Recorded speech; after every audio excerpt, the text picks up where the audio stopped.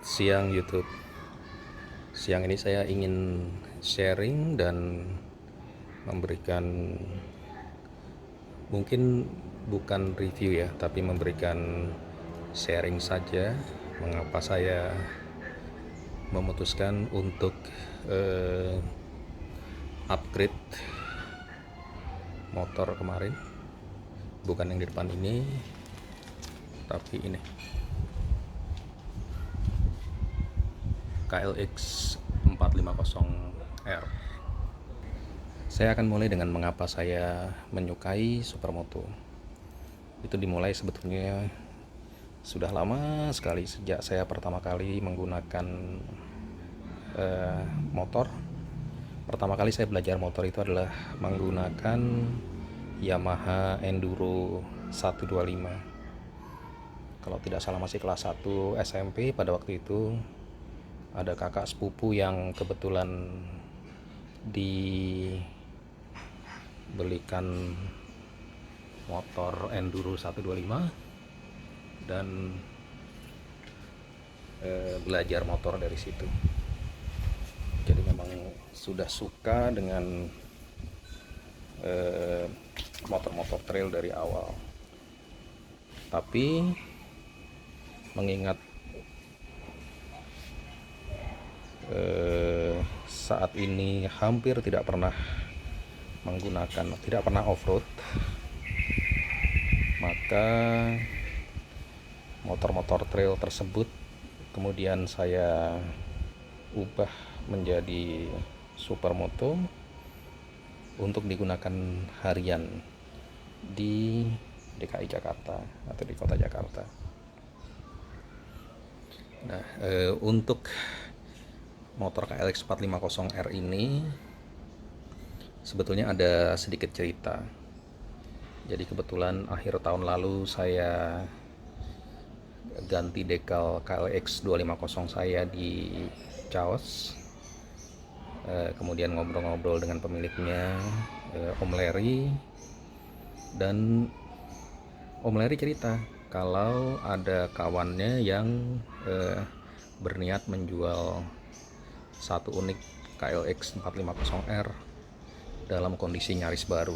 Kilometer masih sekitar 25-26 km pada waktu itu.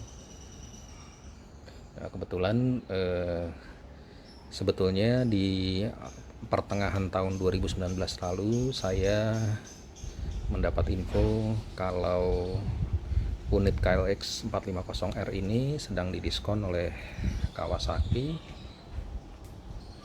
dan coba cari-cari info, tapi ternyata saya telat karena sudah habis terjual seluruh unitnya, jadi saya tidak dapat. Jadi kebetulan akhirnya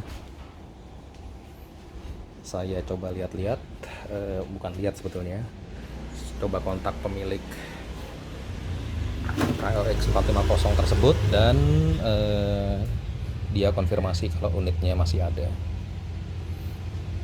Jadi akhirnya saya putuskan untuk deal mengambil unitnya di Bandung, kemudian langsung dikirimkan ke Chaos Custom untuk dimodifikasi menjadi supermoto seperti ini.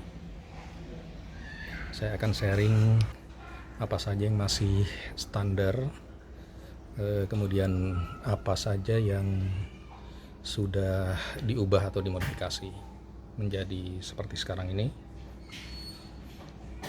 Jadi ada 3 komponen utama yang sama sekali tidak saya ubah-ubah. Yang pertama itu adalah mesin.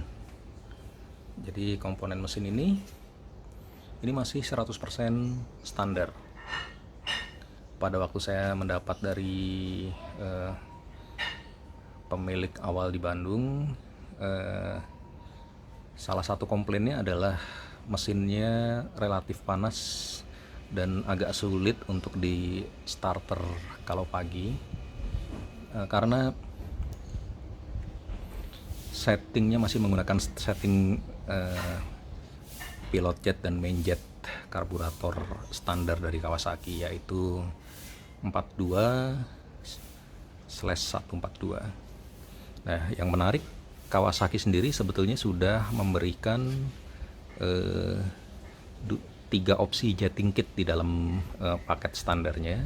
Jadi kita bisa ubah dari 42/142 ke 45/145 atau 48/148. Jadi saya meminta teman-teman di Chaos untuk mengganti jarum skepnya dari 42/142 dipasang yang 48/148.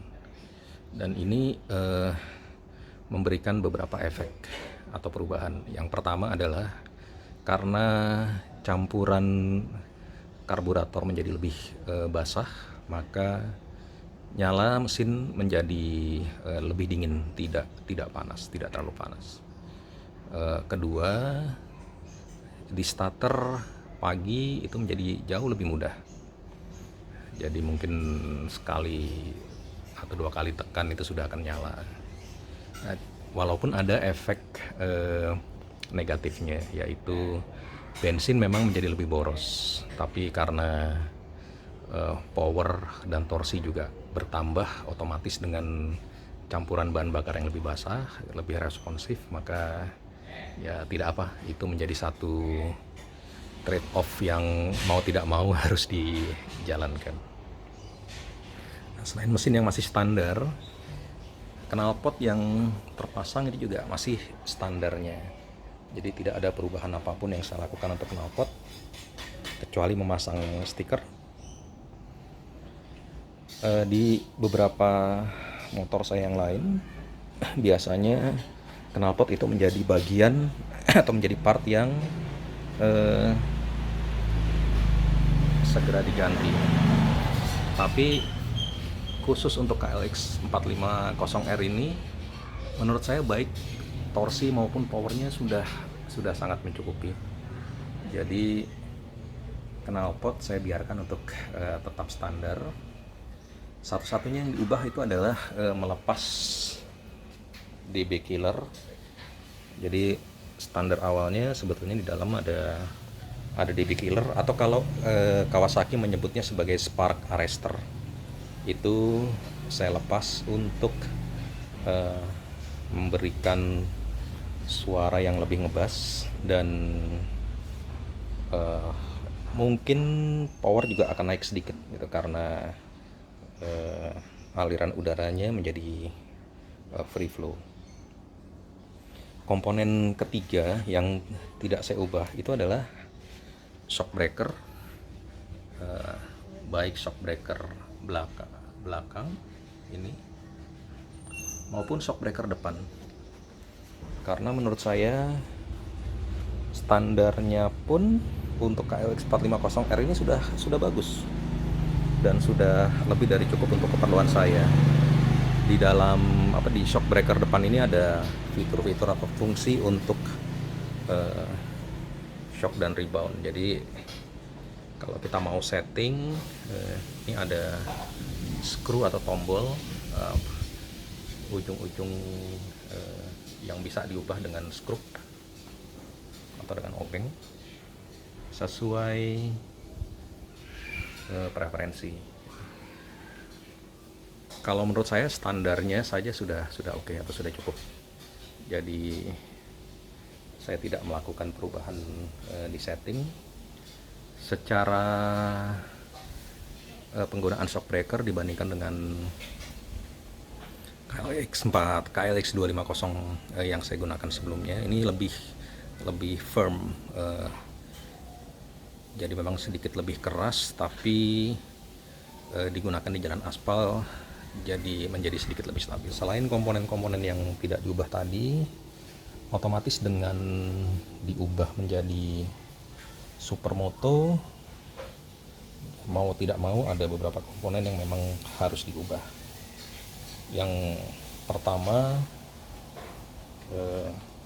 perbedaan supermoto itu adalah dia menggunakan wheelset dan rim 17 inci dan ban yang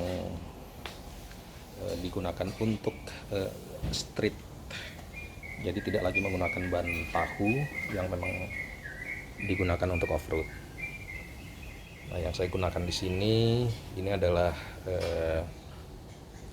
wheelsetnya dari Scarlett 7 series, dan ban yang terpasang itu adalah Pirelli MT 60 RS yang penggunaannya 60-40 atau 70-30. Jadi memang mayoritas digunakan untuk street atau jalan aspal, dan masih bisa digunakan untuk off-road ringan.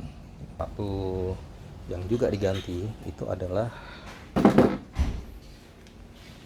disc brake depan. Jadi saya ganti menjadi yang ukurannya lebih besar.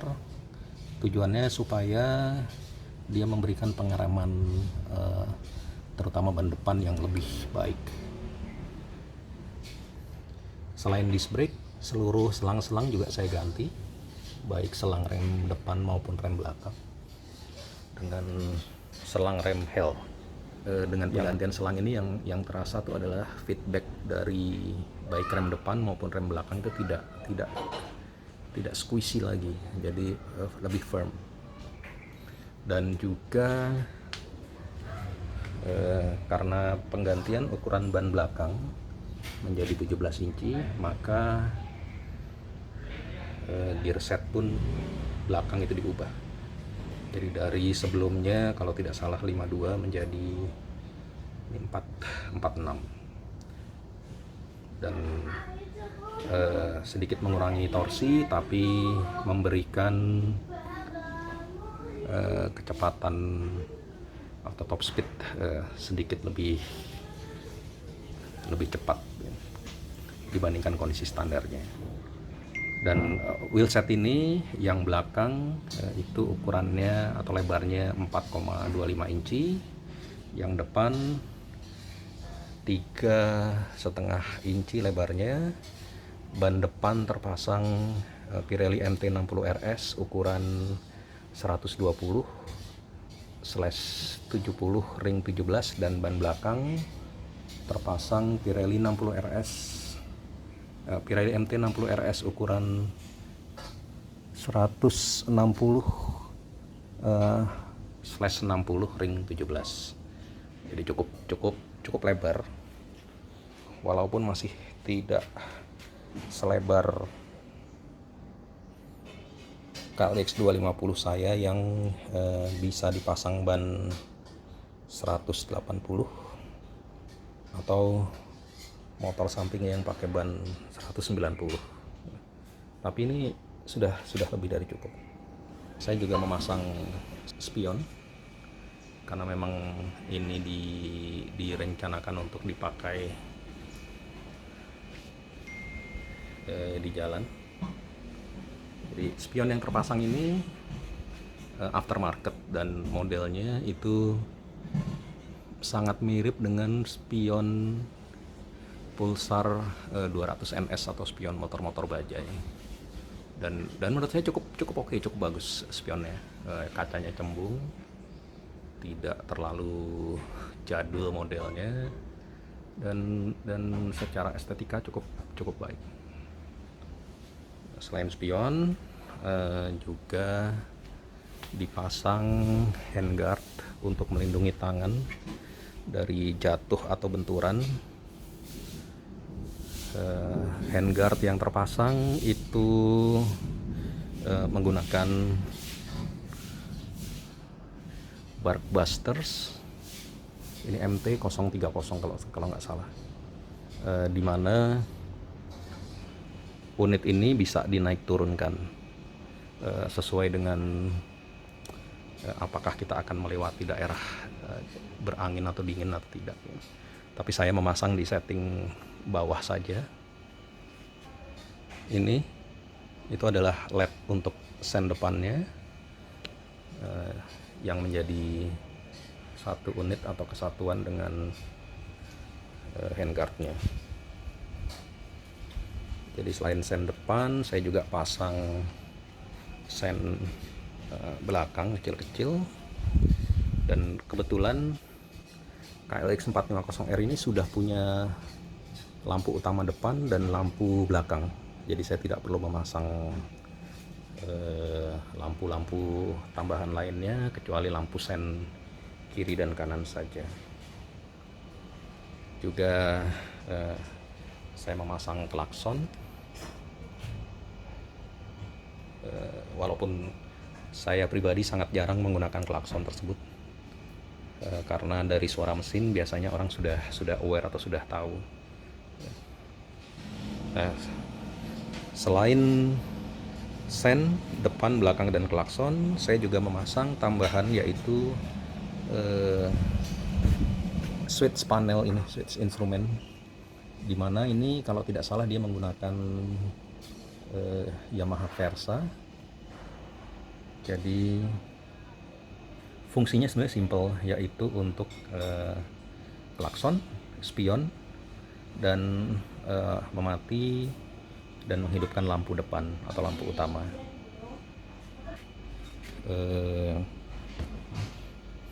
Ini yaitu switch, ignition switch untuk on off. Jadi karena normalnya atau standarnya KLX 450R itu tidak ada switch on off nya, bisa dihidupkan dan dimatikan kapan saja. Jadi supaya lebih aman, saya memasang switch on off.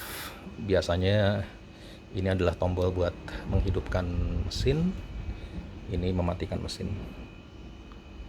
Jadi dengan switch on off tersebut, dia harus di on off kan dulu sebelum mesin bisa dihidupkan.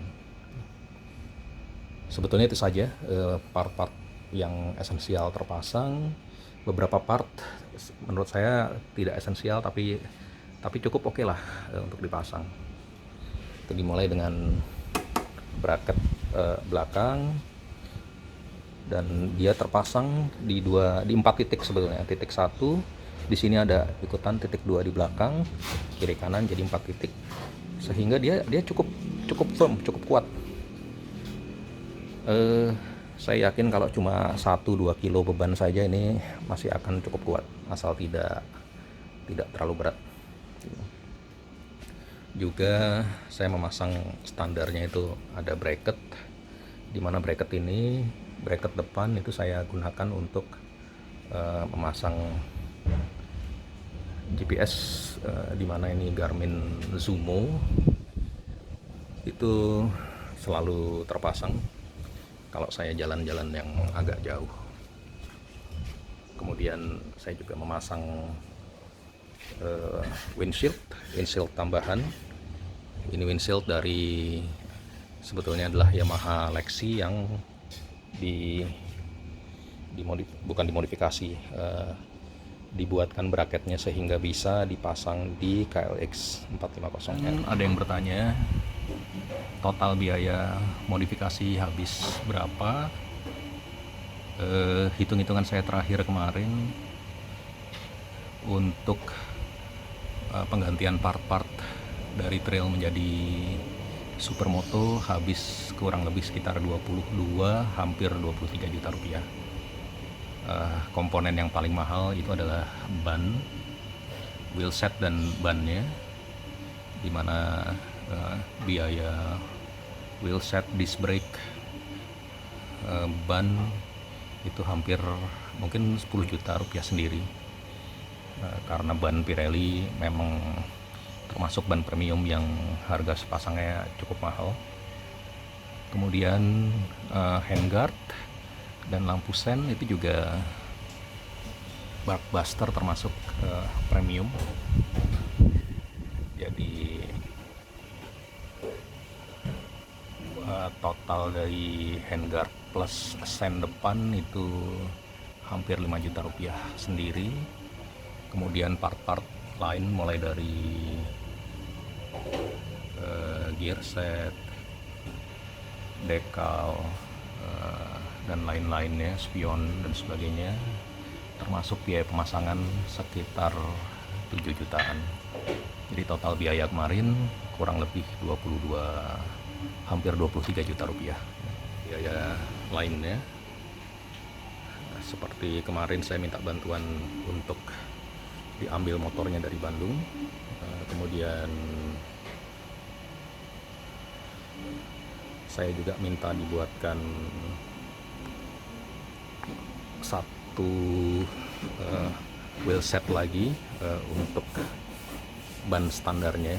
Jadi kalau suatu saat mau main off-road itu tinggal di swap saja ban depan maupun belakang, karena sudah terpasang gear set dan disc brake yang ukurannya sama seperti yang saya gunakan sekarang. Tapi itu hitungannya opsional atau tambahan, dan sebetulnya bukan merupakan komponen biaya untuk perubahan dari trail menjadi supermoto ini. Itu saja yang bisa saya sharing. Terima kasih sudah menonton. Seandainya ada yang ingin ditanyakan, silakan dituliskan di kolom komentar. PNS Rider sign out. Selamat siang.